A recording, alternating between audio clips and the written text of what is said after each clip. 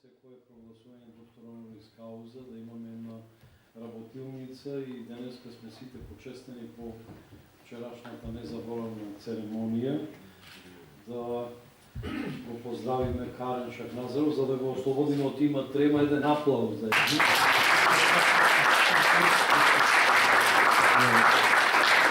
И неговиот мастер клас, еве ќе го води колегата Стоен, кој ќе биде модератор. Можеме да му поставиме и прашања за тие студенти и професори што гледаат филмот или што познаваат неговото дело.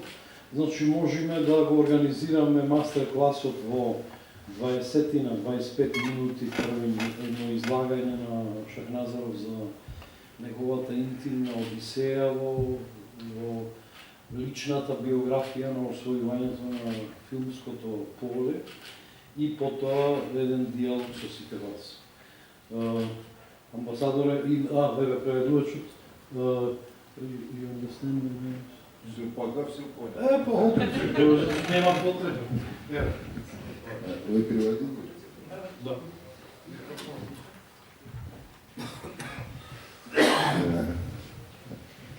Доброе утро, уважаемый господин посол Йордан, Владимир, я вижу, да, всем привет, всем студентам, работникам. Для меня это большая честь выступать здесь перед вами. Голема чест имам да настапам овде пред вас. И, честно говоря, я не думаю, что у меня есть какой-то там мастер-класс.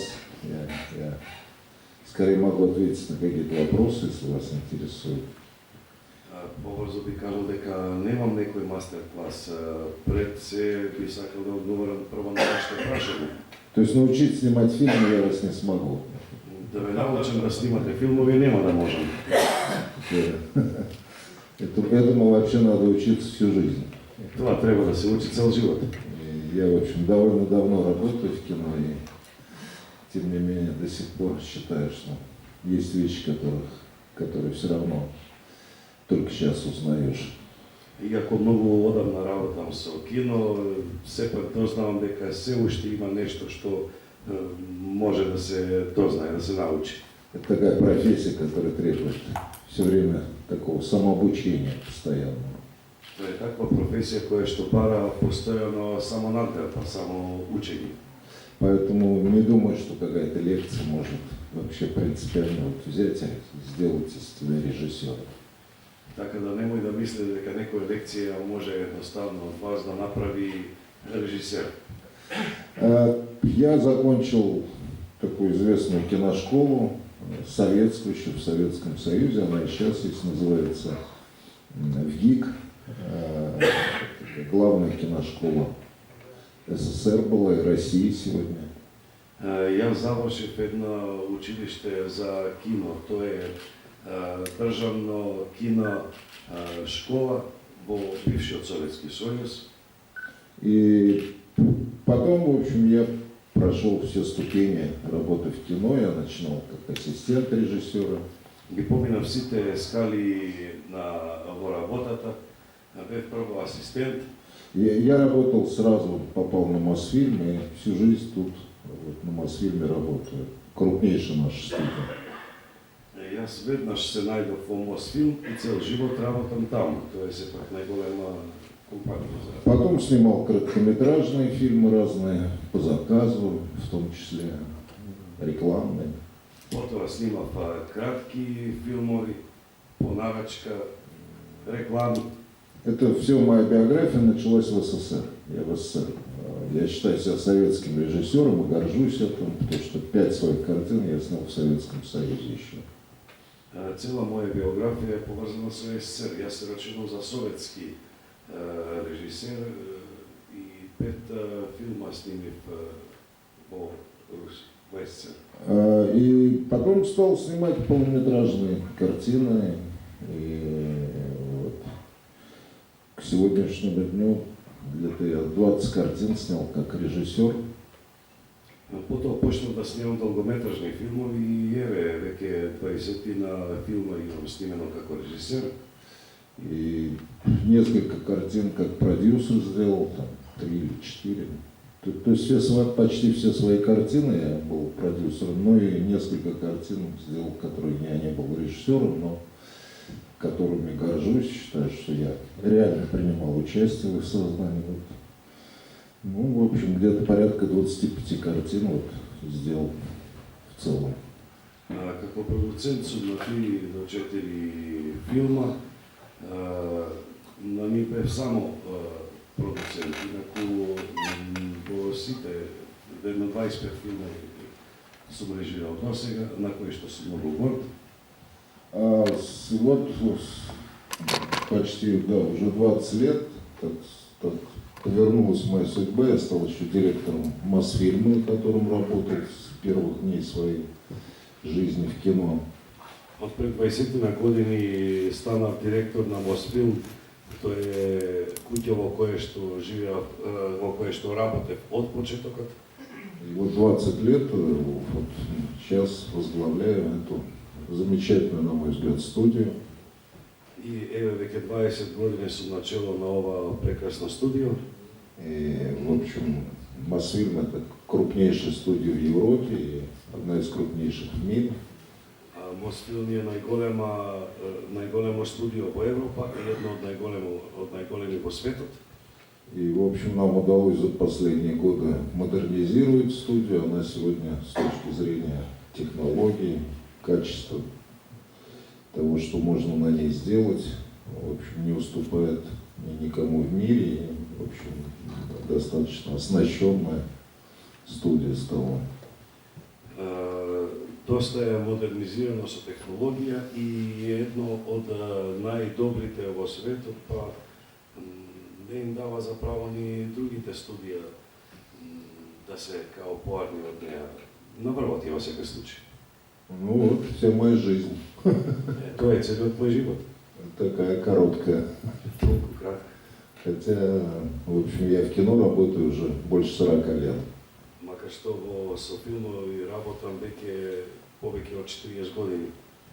Но в конечном счете от кино, от жизни в кино всегда остаются что картины, которые ты сделал. И макар што после секоја што стануваат филмови, кои што си ги направил.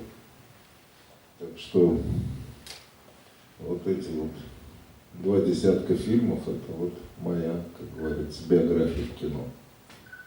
Овие 20 на филмови, тоа е мојата биографија на филмот. Вот, ну что еще вам рассказать? На это вопросы задавать. Што уште можам да ви кажам? Почнете со прашање. Пожалуйста, я готов ответить. Спремен сум да одговарам. Здравейте. Я би го прашал господина Шахназар. Толстой допишал романот 5 години.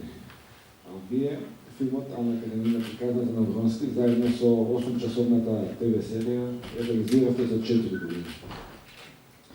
Серијата има 8 епизоди, колку што има и поглавја во романот. Случајно ли тоа?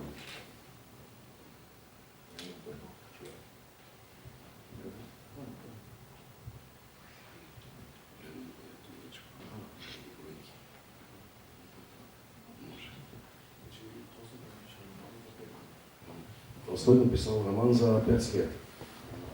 Господин да реализирал филмот и ТВ серијата за 4 години. А да реализирал филм и серија за 4 года.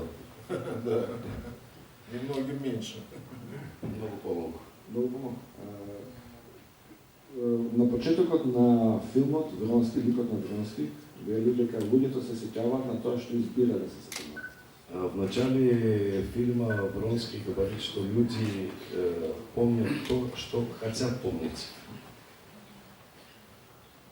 Може ли да каже за неговата постапка на сценаристичка обработка на Ана Каренина? Можете ли да описать ваш способ обработки Анны Каренина? Сценарий. Фу. Я 4 года работал, трудно описать. 4 года работы. Да, я сделал еще сериал. Я сделал сериал 8 серий, сделал фильм. От 8 серий и цел филм. Ну, мне казалось, видите, фильм не случайно называется «Анна Каренина. История Вронского». Филмот не случайно се вика Ана Каренина история на Вронски. Потому что, если хотите, это немножко такой более мужской взгляд на эту историю, знаменитую. Ако сакате, тоа е повеќе машки поглед на историјата. Но на самом деле у Толстого мужской взгляд. Па и Толстој имаше машки поглед.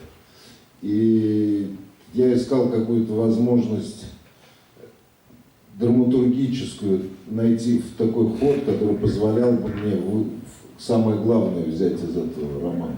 Барав начин, драматуршки привод да главното да го извлечем од романот.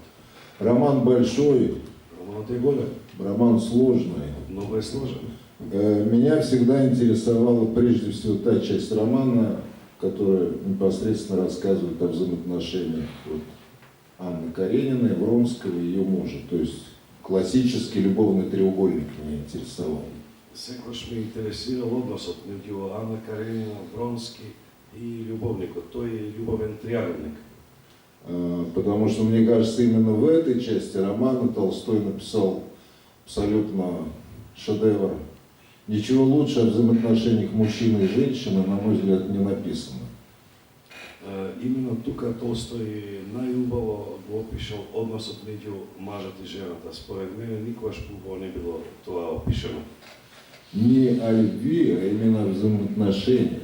Потому что, мне кажется, главное, что в романе, это взаимоотношения вот между мужчиной и женщиной во всей ее сложности. Значи не за љубовта, туку за взаимен однос меѓу мажот и жената со целата таа сложеност што ја носи. Потому что взаимоотношения мужчины и женщины состоят и из любви, и из ненависти, и из стремления найти какой-то компромисс. Это очень сложное состояние наших взаимоотношений мужчин с женщинами, а женщин с нами мужчинами. Тоа е сложен однос кој што содржи љубов, омраза. И тука е тој односот од мажот према жената и жената према мажот. И я, например, когда делал эту картину, какие-то сцены я из Толстого ставил, я просто понимал, что я все это видел в своей жизни. Он все написал верно. Кога го правев филмот, јас увидов дека некои работи, па и во мојот живот се случија. Тоа е од реалноста, тоа што добро значи ги доловил, тоа е од реалниот живот. Потому что технически прогресс меняет нашу жизнь, но мы остаемся все теми же. И отношения наши все те же, которые были в 19 веке, в 15 и 5000 лет назад. Они не меняются, к счастью. Прогресот не менува нас, али односот останува издали тоа било пред 100, пред 300, пред 5000 години. За среќа, тоа не се менува. И когда я искал этот ход драматургический, чтобы мне подойти к этому роману, я вспомнил финал романа, где Вронский уезжает на войну. И кога правев драматуршки приод кон романот, јас се сетив на крајот, кога Вронски уезжает на войну. Оди во војна. Он уезжал на Балканскую войну как раз. Тој одел на Балкански вој. Но дальше, так сказать, на этом роман заканчивается. То есть судьба Вронского дальше неизвестна. Тука романот и завршува, понатомошната судбина на Вронски не е позната. Но я подумал, что у Толстого не написано, что Вронский погиб на Балканской войне, как некоторые считают здесь, на Балканах. Толстој не напишал дека Вронски загинал на Балканите, како што може би некој предпоставува. Мне надо было, чтобы расстояние между им и романом было больше, чем балканский, 30-25 лет. И для этого мне подошла русско-японская война. Мене ми беше потребен временска дистанца од 20-25 години. И затоа добро ми дојде Јапонската војна. И в принципе я подумал, что Вронский мог, как профессиональный офицер, ему было бы 55 где-то лет, он мог оказаться на русско-японской войне 1904 года. И баш заради таа дистанца, тогаш Вронски би можел да има околу 50-55 години и би можел како офицер да учествува во руско-јапонската војна. И там он вполне мог встретить уже сына Анны Карениной, которому должно было быть лет 40, около 40. И таму би можел да го сретне синот на Ана Каренина, кој би можел да има околу 40 години. И отсюда я мог развернуть историю назад и рассказывать ее словами Вронского. И од тука може да ја вратам историјата назад и да раскажувам со зборовите на Вронски. И мне для этого понадобился материал русско-японской войны, и я взял книгу очень хорошего русского писателя, который был, кстати, современник Льва Толстого, Вересаева, который был сам врач, участник русско-японской войны, и написал книжку «На японской войне» она называется. Оттуда я брал материал для этой части фильма. И затоа мене ми требаше материјал за руско-јапонската војна, кој што ги земав од книгата на Вересаева. И оттаму ги црпев материјалите за филмот. И я думаю, что русско-японская война, в ней есть еще очень важное значение и для этого фильма, и для русской истории. Руско-јапонската војна исто има значење воопшто за Русија и за историјата. Потому что именно русско-японская война была концом той империи, в которой жили и любили Анна и Вронский. Управо таа војна била крај на таа империја, на империјата во која што Анна Каренина и Вронски живееле. То есть это был конец того мира, который описывал Толстой. Тоа беше крај на оној свет што го опишувал Толстой. Что дальше была революция, как известно, но начало было положено именно на русско-японской войне, тем событиям, которые потом стали революцией 17 года. После следуваше револуција, али пред тоа беше таа војна која што и значише тоа. И потом этот драматургический ход позволял мне еще одну проблему решить, которую мне, на мой взгляд, необходимо было решить для этого фильма. Драматуршкиот тек понатаму се одвиваше така што имав материјали кои што ми беа неопходни за реализација на филмот. Дело все в том, что проблема Анны Карениной в кино состоит в том, что ты снимаешь картину, но все знают финал, даже те, кто не читал. Многие не читали, но все знают, что она бросилась под поезд. Иако можеби некои не ја прочитале книгата, не знаат крајот на тоа, се знае дека таа на крај се трги под воз. И невозможно снимать фильм, в котором финал уже понятен. И не може да се снима филм во кој што крајот веќе се знае. Мне, с одной стороны, надо было сохранить это, с другой стороны, каким-то образом уйти от такого финала. То есть я не хотел показывать эту сцену в кино. Од една страна морав да го зачувам тоа, од друга страна сакав да отидам од тој крај. Ну, такая форма драматургии, когда Вронский рассказывает сыну историю, мне позволила уйти от этой сцены. То есть там есть сцена, где Вронский видит ее в начале фильма уже погибшей, но мне не обязательно в конце было показывать эту сцену, где она там бросается под поезд, и я таким образом решал эту проблему. Затоа драматуршкиот од мене добро ми дојде кога Вронски му објаснува на синот.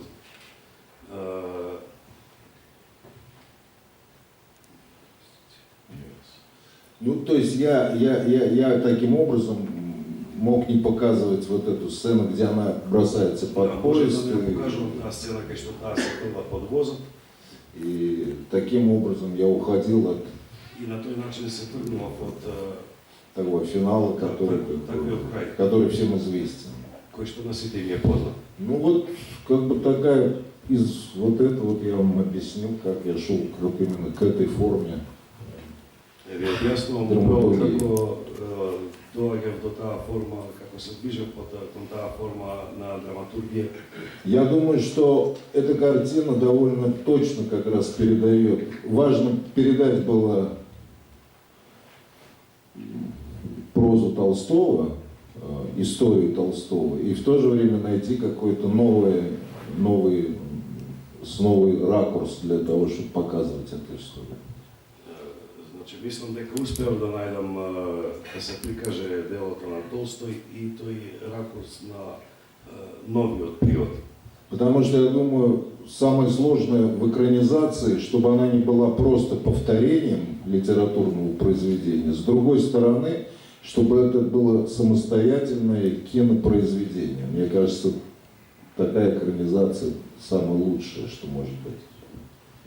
Зашто екранизација не би требало да представува само прикажување на пишаното, туку и да се додаде нешто ново. Мислам дека успеав во таа моја екранизација. Ну, вот очень коротко, что я мог сказать. Тоа е најкратко што можем да кажем. Пожалуйста, есть еще? Волам, има ли уште прашање? Едно кратко прашање јас сакам да поставам.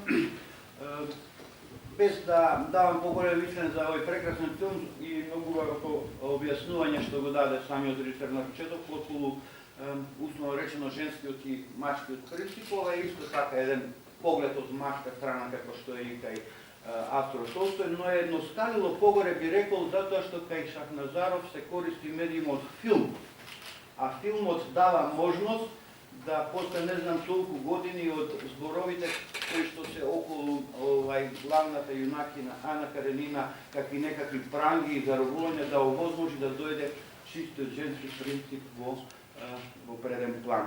И втората работа која што му помогнува ми се чини во сето ова, сакам да прашам дали тоа намерно тој го прави, и втората работа е колку актерката, таа прекрасна актерка која што ја толкува Каренина, беше самосвојна во работата како тој на неја влијал, бидејќи чистата женска природа е всушност тука најсуштинска, особено во тие крупни планови. Ето толку.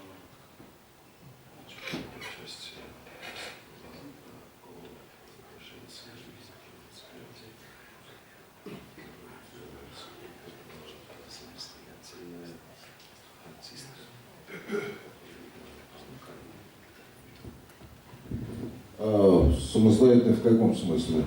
В смысле, насколько она сама создавала этот образ? Самостојност на артистката во која смисла?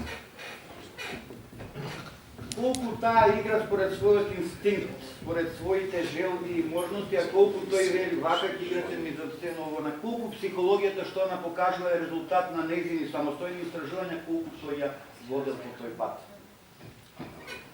Колку и се мешал во работата да биде жена, да биде Ана Каренина, ајде да. Дали остаи сама, да се не кажа така.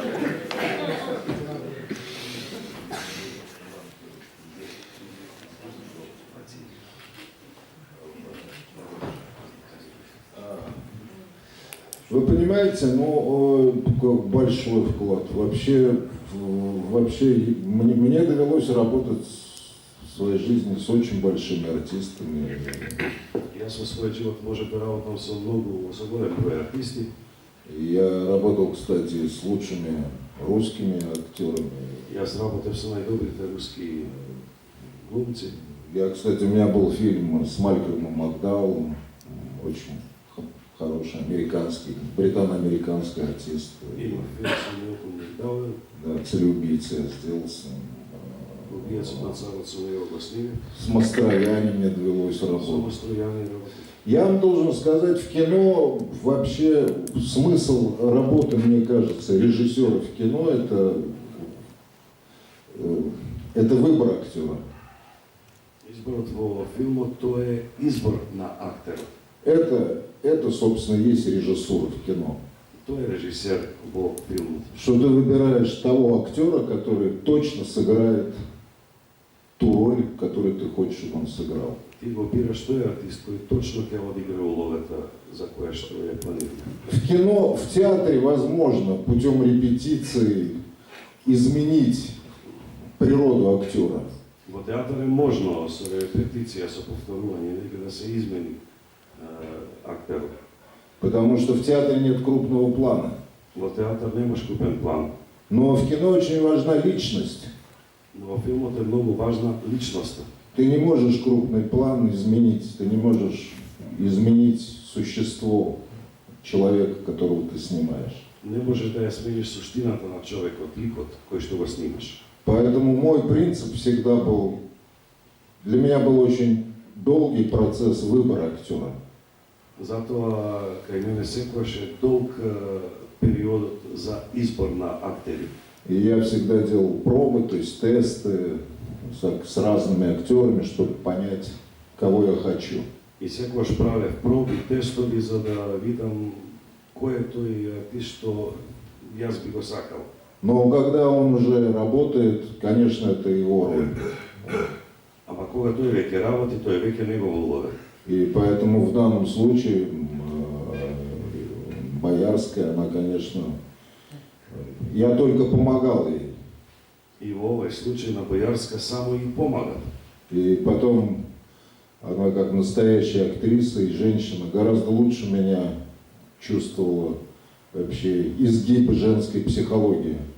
И како жена и актерка таа многу подобро од мене ги осеќала избивањата на женската психологија. Вы знаете, есть такое, на мой взгляд, клише, что Анна Каренина покончила с собой из-за неразделенной любви. Јас имам едно клише дека Ана Каренина си го заврши животот со самоубиство. Или из-за того, что ее преследовало общество. Заради невозвратена љубов или заради тоа што го следа друштвото. И если внимательно читать Толстого, у него как раз совсем по-другому написано. И ако се чита Толстој, кај него сосема поинаку тоа е опишано.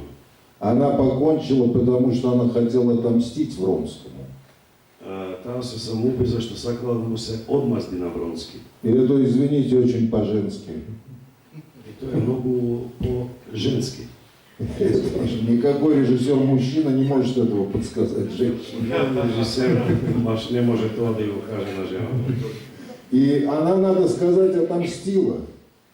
Потому что всю свою жизнь, понятно, что мужчина, из-за которого погибл, он жил с этим грузом вины. И може да се каже дека успел да се одмазди, бидејќи мажот што остана после живеел со тој товар врз себе. Поэтому часто этот роман представляют как просто такую любовную мелодраму. Затоа често тој роман го прикажуваат како љубовна мелодрама. Дескать, Вронский охладел, она из-за этого вот покончила с собой. На самом деле все гораздо интереснее и глубже. Као Вронски се одил према неја, таа се самоубила, макар што на вистина тоа е све поинтересно. Но, конечно, в этом смысле, когда я выбрал актрису, у нее была, это ее роль, она делала ее так, как подсказывала ее, как говорится, интуиция актерская и женская. И после откако ја одбрав за актерка, она сепак си ја слушала својата женска интуиција. Так.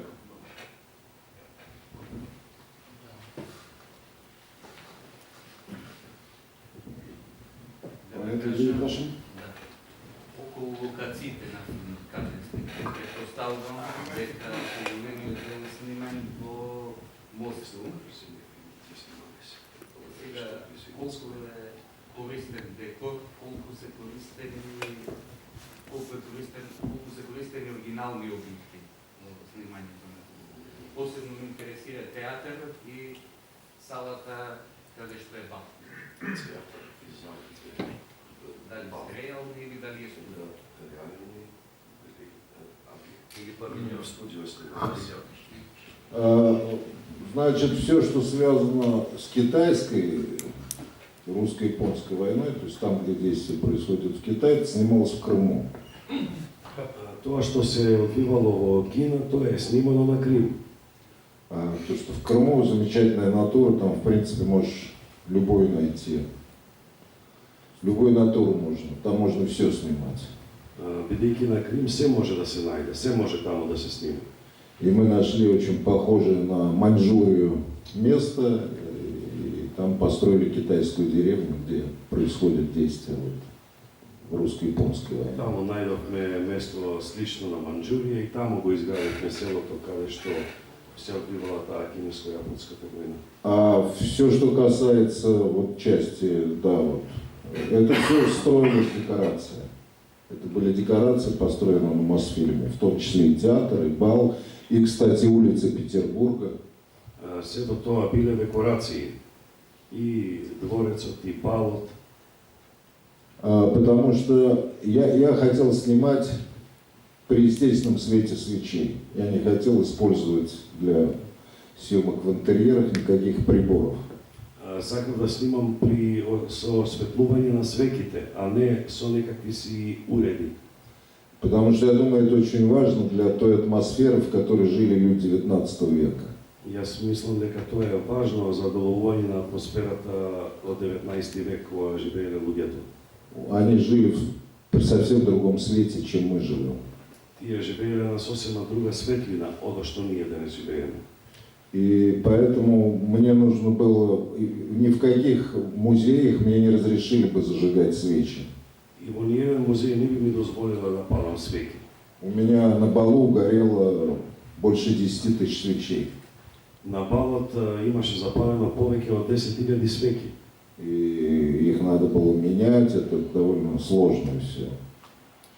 Тоа требало да се менува, сепак е тоа И доволно сложно. поэтому мы все изначально вот строили в павильонах и снимали при реальном свете свечей. Затоа сето тоа е изградено во павилјони и снимано со осветлување од свеките. Сегодня с приходом цифры это возможно, потому что на пленке, конечно, это было бы невозможно. Со дигитална технологија денеска е веќе можно, али тогаш на лента тоа не било можно. Я слышал, что в свое время Форман снимал со свечами этот Амадеус, но мне кажется, он все равно светил. Невозможно. Пленка не все равно надо было подсвечивать что-то. Форман кога го снимал Амадеус тврдел дека снимал се при свеќи, ама ја мислам дека се пак користел друга светлина. На лента не може тоа се пак така да се доводи. А вот цифра позволяет при свете свечей снимать абсолютно, чувствительность цифры очень высокая. Осетливата дигитална технологија дозволува сепак да се снима со помош на само свеки. Доволно е осетлива и да може да се добие она што се сака. Поэтому мы все строили все интерьеры мы строили на Мосфильме, все декорации были построены. Сите декорации, значи, биле изградени. Бал и театр – это одна декорация, просто она была перестроена. Бал потом перестроили под театр. Бал и театар била една декорација. Прво едното, па после ја преправивме и стана театар. Ну так. Затоа што доста реалистично изгледа филмот, светлината. Да, мне кажется, хорошо получилось, но очень хорошие художники у меня были. Добри уметници. И Добрый история. у нас на Мосфильме очень хорошие строители. Это не просто построить такую декорацию. И многу добри градежници имаме во Мосфилм. Не е едноставно да се изгради таква декорација. Ее не построят просто люди, которые строят современные квартиры. Тоа не може да го изградат луѓе кои што градат обични станови. Это совсем другие профессии, это надо уметь делать. Тоа е сосема други И професија. надо сказать, у нас сохранились очень хорошие мастера, которые вот строили эту декорацию. И, конечно, разрушать ее было очень обидно. Но она в павильоне стояла. То, что на натуре осталось на Мосфильме, если вы приедете, вот улицы Санкт-Петербурга, и в них продолжают снимать уже другие картины. Имавме, значи, одлични мајстори кои што тоа го направиле и многу жал ми беше после да го растураме. Али во Мосфилм постојат и цели улици со тоа кој сака да види, има шанса. Но я вообще люблю павильоны строить, я люблю снимать интерьеры, и на разных картинах я вообще, если есть возможность, я стараюсь построить в павильоне декорацию. Јас многу сакам да снимам со декорации во павилјони. Кога го имам можност, јас го правам тоа, правам декорации. Потому что в павильоне ты можешь создать такую реальность, которая тебе нужна. Бидејќи таму може да се создаде реалност која што тебе ти треба. А в таких интерьерах все равно ты работаешь с тем, что есть. А во нормални интериери работиш сепак со тоа што го има. Поэтому, конечно, работа в павильоне, в моем понимании, это и есть настоящее кино. Затоа работа во павилјон според мене е истински за филмот. Потому что в кино ты... Что такое кино? Ты создаешь параллельный мир. Бидејќи во филмот ти создаваш мирлив свет. Это довольно дерзкое занятие. Тоа е многу дрско занимање. Да, потому что Бог вообще-то он не любит этого. Бог не го сака тоа. Но хочешь не хочешь, ты создаешь мир. Ама сакаш, не икаш, ти сепак создаваш свет. И главное, чтобы зритель поверил в этот мир. И важно е гледачот да поверува во тој свет. Но, конечно, для того, чтобы создать мир, лучше всего это немножко изолироваться от внешнего мира. И в павильоне это лучше всего делать на студии. И за да се создаде таков свет, е најдобро да се изолираш од околината, а тоа е најдобро во павилјон, таму може да се прави. Не случайно Феллини очень любил снимать в павильоне. Затоа Филини многу сакал да снима во павилјони. Он в павильоне натуру снимал. Тој во павилјони натура ја снимал. Да, это, конечно, понятно. Ну. Пожалуйста, есть что-то? У мене е прашање. Ја бих сакал да го прашам гостината, бидејќи е и режисер и продуцент, а постои една клише во филмскиот процес дека режисерот сака се, а продуцентот не да помине колку што може поедноставно. Како се справува со тоа двојство?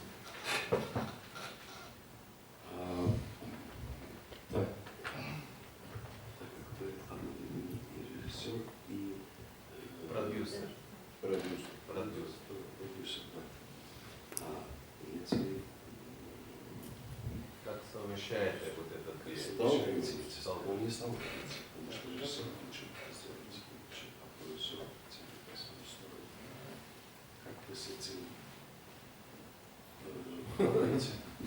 У меня режиссер побеждает продюсера всегда. Режисерот секогаш го победува продуцентот. У меня продюсер всегда проигрывает эту борьбу. Продуцентот секогаш ја губи оваа борба. Ну, вы знаете, я вам так скажу, должен сказать, что я работал с продюсерами не только как с собой. У меня были, ну, во-первых, в советское время у нас продюсер был государство. Работив со многу продуценти, али во советско време продуцентот беше државата. И да, я сделал 5 картин в СССР. И јас направив 5 филма во СССР. И мы всегда находились в каком-то конфликте с этим продюсером. И секогаш имавме некој конфликт со тој продуцент. Что-то он всегда не хотел давать тебе, или хотел что-то вырезать из твоей картины. Сакал он нешто да не ти даде или нешто да отстрани од филмот. Но потом, когда уже началось новое время, у меня был, я работал, у меня был фильм «Цареубийца», вот с Малькольмом Макдауэллом, у меня был британский продюсер. Во филмот «Убиец на царот» со Малком Макдауел јас имав продуцент од Америка. У меня был такой фильм «Американская дочь», который я снял целиком в Америке, и у меня был продюсер из Казахстана и американский продюсер был. Има, значи, и амерички, и казахстански продуцент. И я делал «Палату номер 6», вот с Мастрояни, у меня итальянский продюсер был. Во палата број 6 италијански продуцент има. Ну вот это, кстати, единственный проект, который в результате не получился у нас. Потом я стал сам продюсер, уже снял свою картину. Но тој проект не беше многу успешен и затоа после стана свој продуцент. Но в остальных случаях мне везло, у меня были очень хорошие продюсеры. Они всегда шли мне навстречу. Ама имав среќа да наидував на добри продуценти и тие секогаш ме излегувале во пресек. Они полностью доверяли мне, они никак на меня не давили. Ми верувале, не ме потиснувале. И поэтому, может быть, мне повезло, у меня был очень хороший опыт. Имав среќа, имав многу добри искуства. Поэтому я бы сказал, что я в этом смысле и сам я продюсер достаточно. Скорее, я продюсер гораздо более жесткий по отношению к тем режиссерам, с которыми я работаю, чем вот те, которые работали со мной. Вот такой несправедливый человек. Јас сум многу нечесен човек, бидејќи сум многу построг продуцент од оние со кои што соработило. Поэтому...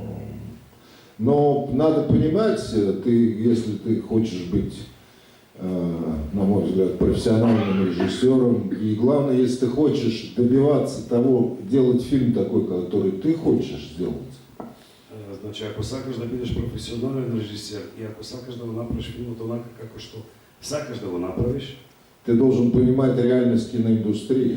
треба да ја разбереш реалноста на киноиндустријата.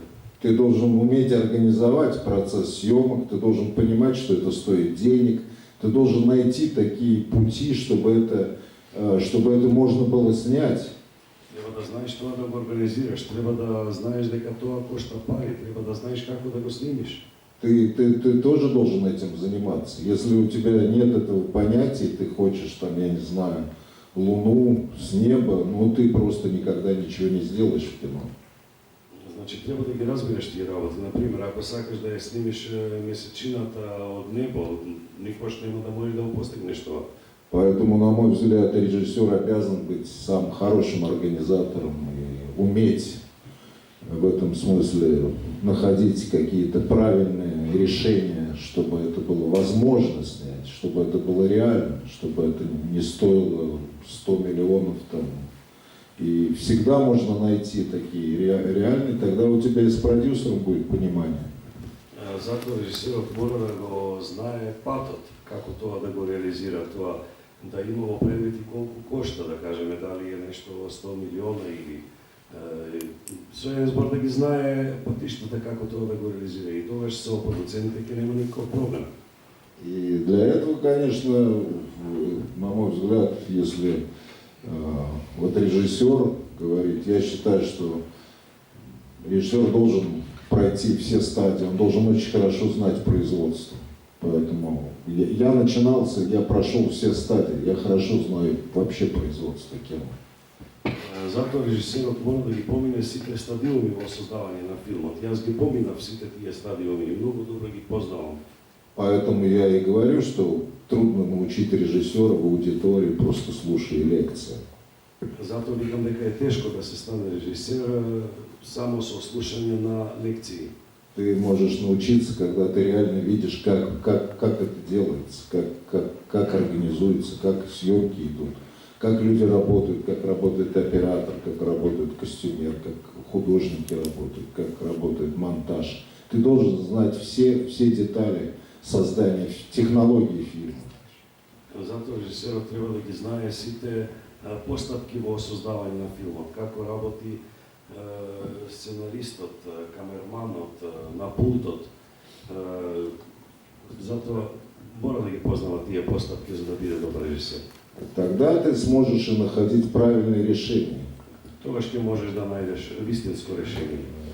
Я думаю, что вот поэтому мне повезло в том смысле, что перед тем, как я стал снимать большие картины, Затоа јас имав среќа пред да снимам долгометражни филмови, я прошел все стадии работы, как ассистент, как помощник, как второй режиссер. Јас ги поминав сите стадиуми, како асистент, како помошник, како втори помошник. И я знаю технологии кино.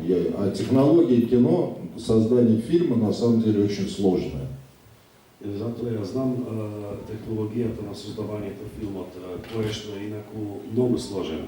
Это не так просто сделать фильм. Не е баш така едноставно да се направи филм. И надо понимать, как его надо делать. Треба да се разбира како тоа се прави. Тогда и с продюсером, мне кажется, если он не полный идиот, то можно всегда договориться. И ако тој не е целосен идиот, тогаш може да се договори. Пожалуйста. Може прашам. Колку главниот монтажер влијае на драматургијата? Или помогна? Что? Панчар. Монтажер? Ну, знаете, тут зависит, есть разные, я всегда сам монтирую кино. Ја сам го монтирам филмот. То есть у меня есть помощники очень хорошие, которые предлагают мне. Имам многу добри помошници кои што ми предлагаат, Но, в принципе, это я решаю. но во принцип јас тоа одлучувам. И плюс к этому я, скажем так, как называется, я монтажно снимаю. И јас снимам монтажно, така да кажам. То есть я, когда снимаю, я знаю, как у меня будет выглядеть сцена. И јас кога снимам, ја знам како ќе ми изгледа сцената. Я снимаю кадры таким образом, что, в принципе, их несложно монтировать, потому что они так сняты уже. Кога снимам кадри, тие не се толку сложени, за да може после да се монтираат. Така се снимени. Потому что некоторые снимают просто снимают кадры и все. Зашто некои едноставно само снимаат кадри и толку. И потом монтажер уже как-то это все делает. И потоа монтажерот веќе некако врти тоа, прави. Это просто разный метод. И тоа е различен метод, начин. Кстати, в Америке так снимают. Во Америка така снимаат. И в Америке очень мало режиссеров, которые вообще сами монтируют. Во Америка има многу мал број на режисери кои што сами монтираат. В Голливуде там, Скорсезе монтируют. То есть очень высокие такие режиссеры, которые сами монтируют фильм. А во Холивуд се само големите режисери, како што е Скорсезе, он сам ги монтира филмовите. А основная часть картин просто снимается, потом режиссер даже не знает, там садится режиссер монтажера, делает, он может сделать совсем другой фильм. Другите режисери само снимаат и појма немаат како монтажерот тоа го прави. Може да испадне сосема друг филм. И бывают очень хорошие фильмы. Почему они? И се случува да излезат многу добри филмови. Бунюэль, когда он работал в Мексике, он ни одного фильма своего не видел. Он снял там что-то, несколько десятков фильмов. Бунел снимал десетици филмови во Мексику. Тој појма немал како тие изгледаат. Он только снимал, он даже потом отдавал, и там монтировали. Он ни одного фильма не видел вообще в результате. Како резултат воопшто не видел ни еден филм. Тоа монтерите се. Это был Бунюэль. Поэтому по-разному, конечно, но я всегда контролирую этот процесс, и самое главное, что я снимаю уже так, что надо вот именно так монтировать. Тоа се различни природи, ама јас го контролирам процесот. Я Јас така снимам да може после тоа да се монтира. не говорю, что это лучше мне, я просто рассказываю, как я это делаю. Не кажувам дека тоа е подобро, него само ви кажувам како јас тоа го работам. Поэтому для меня, у меня монтажер не меняет, не решает картину. Затоа кај мене монтажерите не решаваат за филмот. И я всегда слежу, чтобы литературная драматургия, я очень тщательно следую за ней. И литературната драматургија многу темелно да се следи, пратам тоа. Конечно, ты можешь импровизировать, но ты все равно должен сохранять этот костяк, который был написан сценаристом. Може да се импровизира, но сепак суштината мора да се задржи таа што е напишано од сценаристот. Ну, поскольку я сам сценарист, то это легко. И јас сум сам сценарист, тоа ми е лесно. Пожалуйста, есть еще вопросы? Проявете ли ваше дека гледам тројца директори на фотографија, еден на друг седи. Не ви е предизвик за прашање за еден ваков историски жанр? Колега да прашам. Јас околу историскиот жанр немам прашање. Јас би го прашал господинот Карен Шахназаров околу тоа сега он е и директор на Мосфилм. Како во моментов работи Мосфилм, со која продукција работи, колку филмови се режисираат, колку се снимаат, исто е интересно да слушнат нашите помлади гледачи. Студенти. Како лично каква студија? Да. Како лично каква студија? Как лично каква? Как Мосфильм сейчас, что вы хорошо было, что вы слушали, Ну, Мосфильм, конечно, там, я понял, да, вопрос, да. Но Мосфильм процентов 70 нашей работы, конечно, уже это телевизионная продукция. 70% од продукцијата на Мосфилм е веќе за телевизија.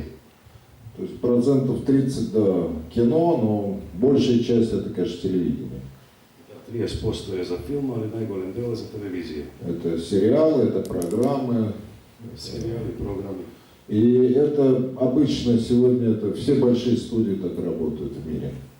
И сите големи студии денеска работат така. Кстати, все голливудские студии, если вы приедете, вы увидите, что они там на 80% заняты по телевидению. Сите холивудски студии работат така, ако имате прилика да видите, ќе видите дека 80% работат за телевизија. Это такая неизбежная часть современного этапа. Тоа е задолжителен дел на денешната современна етапа. Потому что телевидение стало главным вообще заказчиком. Затоа што телевизија стана главен нарачател. Плюс к этому большие студии сегодня, они гораздо нужнее телевидению, чем кино.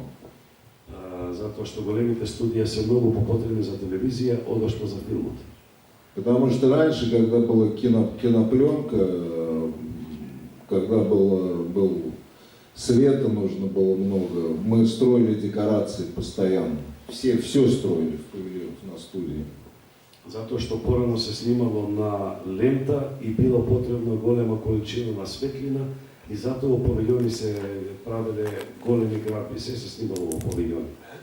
Сейчас при нынешней цифре у нее такая высокая чувствительность. Ты можешь снимать в любой квартире, ты можешь где угодно снимать. Тебе не обязательно строить декорации.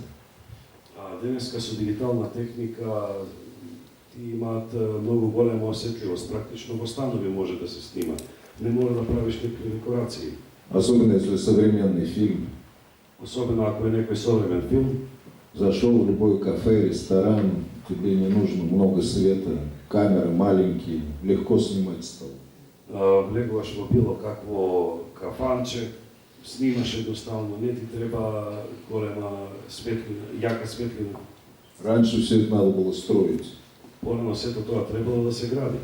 А как раз телевидению при их масштабах нужны декорации. Именно за телевизија, за нивните размери, димензии, големини, потребна е декорација. Либо для сериалов большие декорации. Дали за сериали се потребни големи декорации. Либо для этих бесконечных шоу-программ огромные декорации, большие павильоны нужны. Или за овие современите шоу-програми се потребни големи декорации. Поэтому сегодня большие студии, они все больше становятся под телевизионную продукцию, и с этим ничего не поделаешь. Затоа големите студии се повеќе предпаѓаат по телевизиска продукција и тука ништо не се може. Ну, у меня нет с этим проблем, телевидение это родственное, как, не знаю, индустрия для нас. Јас немам со тоа проблем, бидејќи телевизија е сродна на нашата дејност. Сериал вообще это, на мой взгляд, это кино, приспособлено для показа на телевидении. Серијал уствари представува филм само прилагоден за прикажување на телевизија. И поэтому, в принципе, для нас это работа, и я не вижу в этом проблемы, но реальность такова сегодня. И поэтому сегодня строить, например, какую-то большую студию можно только в том случае, если есть крупный телевизионный бизнес. Јас со тоа немам проблем, но затоа ако се гради некое големо студио, тоа значи се работи за телевизijski некој голем бизнис. Если у вас нету такого, вам не нужна большая студия вообще. Ако го немате тоа, голема студија воопшто не ви ни треба. Она просто будет всегда нерентабельна. Ќе биде секогаш нерентабилна. Это такая реальность. Но сепак ги имате улиците на Стара Москва сега и Стар Санкт Петербург, така да тоа е супер што ги имате таму, па може да се снима. Существуват сейчас улица в Санкт-Петербурге и в Москве, где Старая можете сниматься. Вот на Мосфильме. Да. Даже и аз ги имам. Да, конечно, да. Постоянно снимают, они постоянно. Постоянно там се снима, да? Да, там меняют вывески, там, не знаю, эпохи меняют. Там можно любой город мира снять, в принципе. Поэтому она, конечно... Какой ряд може да се сними там? Такие же стоят на Warner Brothers и на Universal, такие же там просто стоят улицы. И на Чиничита там просто стоят улицы, и ты, в принципе, ты можешь снимать там, постоянно снимают. Мы работаем примерно одинаково все. Слично работа, значи.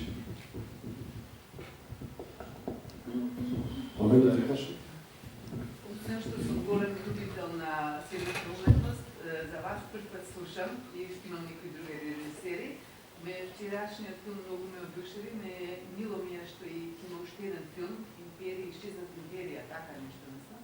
Се надевам дека повторно и ќе ве видиме во Скопје и повторно во ваков разговор има. Жал ми е што малку повеќе задоцни. Ви посакувам пред се добро здравје, уште многу филмови да ги изградувате. И не знам што да ви кажам во моментот, затоа што начинот на снимањето вчера исто ме одушеви на сите што на втората проекција и верувам дека ќе биде прекрасно да го погледаат. Вчера исто се потсетив дека е еден друг филм за кралот на Англија што се откажува поради својата свршеница Воли Симпсон, мислим уште една верзија. Мадона мислам дека е режисерот. Ау, да, извинете. Ама ова не може да се... Прашањето кое е? Дали работи сега на нов филм? Кој е филм? Работать над одним фильмом? Ну да, несколько проектов. Но я как продюсер, я как режиссер пока не делал. Я скорее работаю как, разрабатываю несколько сценариев, которые, наверное, буду как продюсер делать. Работам на неколку филмови на кои што најверојатно како продуцент ќе видам. Продюсером легче работать. Како продуцент е полесно да се работи. Чем старше становишься, тем тяжелее снимать, как режиссер. Колку што си постар, толку е потешко да се снима како режисер. Так что продюсер, в общем, можно.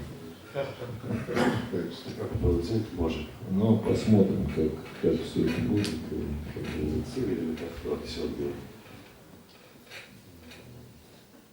Ну, есть еще вопросы? Може ли ова прашање за крај на оваа работилница Мастерклас? Ако човек се сеќава на тоа што избира да се сеќава, кои филмови би ги избрал, вашите филмови, на кои се сеќавате со рад? Со задоволство. Облици старости. Облици старости, если человек выбирает то, что хочет выбирать. В смысле, вообще фильм или свои? Мои, вы знаете,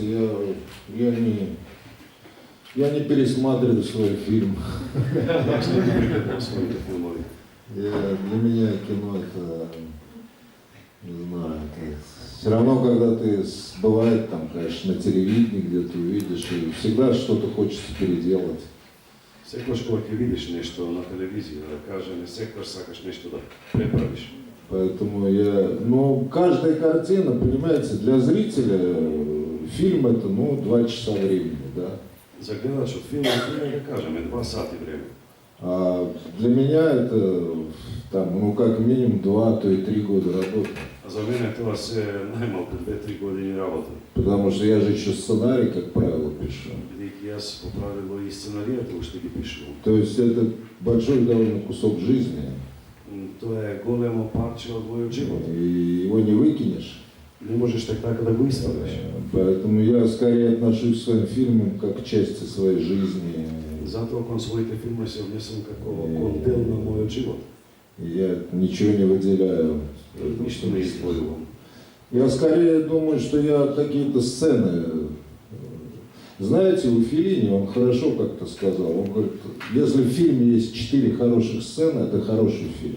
Како што рекол Фелини, ако во филмот има 4 добри сцени, онда тоа е добар филм. И если вы внимательно посмотрите, бывает фильм нравится, а начинаешь его анализировать, и ты понимаешь, в нем по-настоящему ни одной хорошей сцены нет. Се случува да гледаш некој филм, он ти се допадна, но кога го анализираш, гледаш дека нема ни една добра сцена во него. Потому что в сцене должно быть какое-то своя харизма. Во сцената треба да постои некоја лична харизма. А бывают фильмы не очень нравятся, но ты понимаешь, а тут вон, гляди, какие сцены сняты. Там 3 сцены вот такие бывают. А се случува филмот да не ти се допадне, ама кога ќе го гледаш, ќе видиш дека има 3 одлични сцени. И поэтому я скорее вспоминаю какие-то сцены из фильмов, где я думаю, вот эта сцена у меня получилась там. В этом фильме это получилось. И затоа ја се сеќавам на тие сцени. Во овој филм, да кажам, таа сцена ми испадна многу добра, многу убедлива. Вот в Ване Карениной 4 сцены есть хороших. Во Ана Каренина има 4 добри сцени. Кои се сцените? Која сцена? Ну, скачки однозначно, хорошая сцена. Скачки, бал, театр. Значи бал, театар, трката. Да, и финал, весь финал. Целото финале. В этом, да. Ну там еще есть хорошие сцены. Има и уште други добри сцени. А дали има умилен филм? Дали тоа неговиот првенец, последниот филм? Дали има умилен филм? Мой? Да. Ну, в смысле, который не я снимал, да? В смысле, мой любимый В смисло тоа режиссер. што он ги снимал или било кој? Не, него. Ваш филм. Ваш я уже сказал, они все у меня. Так я не могу сказать, что они все любимые, просто они все часть моей жизни. Не можам да кажам дека ми се умилени сите тие се дел од мојот живот. Это все равно, что сказать, люблю я левую руку или правую. Исто кога да кажам повише, ја сакам левата рака или десната. Я не люблю ни ту, ни другую. Ја сакам ни едната ни другата. Я не могу без них обойтись. Не можам да се снајдам без нив. Это моя часть. Тоа е дел од мене. То же самое и кино, которое ты делаешь. Исто е за филм. Я скорее могу сказать фильмы, которые мне нравились вообще в моей жизни, кто на меня оказал влияние. Можам да кажам кои филмови ми се допаѓале, кои имале влијание врз мене. Это, конечно, были советские режиссеры, например, Советски режисери како што се Эйзенштейн, Айзенштейн, Данелия. Данелија. Ну, вообще в советском кино было очень много отличных режиссеров. Во советскиот филм имаше многу одлични режисери. И, конечно, мне очень большое влияние Феллини оказал. Фелини имаше големо влијание врз мене. Я просто был, все его фильмы, был большой фанат его. Голем фанатик сум бил за негови филмови. Я один раз с ним на сцене сидел, Еднаш на сцена со него седев. я расскажу. Јас ќе раскажам. У меня был такой фильм «Курьер», Има филм Курьер. и он был на московском фестивале, получил 2-й приз. На Московскиот фестивал тој ја доби втората награда. Это был 87 год, самый такой разгар, начало перестройки. 87 година тоа се одбиваше по самиот ек на перестројка. И тогда в Москву на фестиваль приехали все звезды мира. И тогаш во Москва на фестивалот дојдоа сите светски звезди. И мне доводилось участвовать и в Каннах, и в Венеции, в Берлине, но ни на одном фестивале я никогда не видел такое количество звезд, как вот на том фестивале 87 года в Москве. И на колку фестивали сум бил, нигде немаше толка број на звезди како тогаш на Московскиот фестивал, ни во Кан, ни во... Потому что просто из-за перестройки все приехали. Заради перестройка сите тука допатувале. По-моему, председатель жюри Роберт Де Ниро был. Председател жюри Роберт Де Ниро Был и в конкурсе участвовал Феллини, Коппола, и там Скола, лучшие режиссеры мира. Добрите режисери во светот. И вот я получил второй приз, а Феллини первый получил. Јас добив втора награда, а Фелини ја добил првата. И поэтому мы на сцене с ним сидели рядом. И затоа на сцена седевме заедно. И, как всегда в России, такие долгие речи говорили официальные лица. На закрытии это было. И при затварање секогаш во Русија официјалните лица држат долги говори. И он меня спугал по-английски, я стал ему по-английски переводить, что они говорили. Ја почнав на англиски да му преведам што тие зборувале. И он сидел и все гладил этот приз, который он получил первый. И тој цело време ја гадал наградата, првата награда што ја добил. И я ему сказал, я вас поздравляю, господин Феллини. Јас ви честитам, господин Феллини му кажа. А он сказал, ой, я так люблю призы. Тој ми рече, ја толку сакам награди. Такой он был очень это. И для меня это был самый большой приз, что я с ним рядом сидел. За мене беше најголема награда што заедно со него седев. Хотя Роберт Де Ниро мне потом, после закрытия, я его встретил. Макар што после затварањето го сретнав Роберт Де Ниро. Он мне сказал, что он голосовал за мой фильм. И тој ми кажа дека гласаше за мој филм. Но он сказал, что Феллини не приехал бы, если бы не получил главный приз. Ама тој ми рече дека Фелини не би ни дошол ако не би знаел дека ќе добие прва награда. Ну, я сказал ему, хорошо, что вы ему дали. Јас рекол, добро е што му е дадов. Иначе я бы с ним не сидел на сцене. Значи со него не би можел да седам на сцена. Так что вот такая история. Для меня Феллини это был, и до сих пор остается огромный, это великий режиссер, великий художник. За мене Фелини беше и останува голем уметник и режисер. И Бунюэль еще. Я очень люблю Бунюэля. Да. То есть это вот мое пристрастие. Ну, много хороших режиссеров, но эти оказали на меня, наверное, самое важное влияние. Феллини и Бунюэль. Значи много режисери имали, овие двајца најголемо влијание имале врз мене. Бунюэль единственный режиссер, который после 70 лет сделал лучшие фильмы. Бунюель е еден од ретките режисери кои после 70 навршени 70 години направил одлични филмови. Да, последний «Смутный объект желания», по-моему, 76 лет ему было он снял. 76 години имаше кога го сними објект на желби. Да, великая картина. Тој е брачен објект на желбите. Но он был бродяга. У него не было дома. Тој бил скитник, тој немаше дом. Он ездил с 2 чемоданами и, по-моему, умер в гостинице. Тој патувал со 2 куфера и мислам дека умрел во некоја кафана. Не все могут вести такую жизнь. Не секој може да живее таков живот. Ну вот так, спасибо. Благодарам.